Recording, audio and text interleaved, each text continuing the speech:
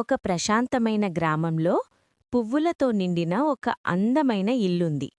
ఆ ఇంట్లో లక్ష్మమ్మ, సీత ఉండేవారు. ఒకరోజు ఉదయం లక్ష్మమ్మ అటూ ఇటూ తిరుగుతూ ఏదో ఆలోచిస్తూ చిలిపిగా నవ్వింది. ఈరోజు సీతను కొంచెం పరీక్షిద్దాం అని మనసులో అనుకుంది. అప్పుడే గట్టిగా పిలిచింది.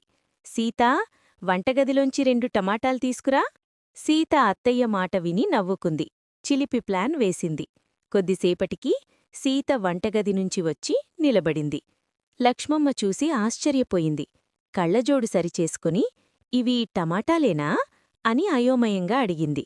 అంతలో సీత నవ్వు ఆపుకోలేక గట్టిగా నవ్వేసింది. లక్ష్మమ్మ కూడా అర్థం చేసుకుని ఆమెతో కలిసి నవ్వింది. ఇద్దరూ కలిసి నవ్వుతూ, తర్వాత టీ తాగుతూ ఆనందంగా నవ్వుకున్నారు. కథ నచ్చిందా? Like, share, subscribe.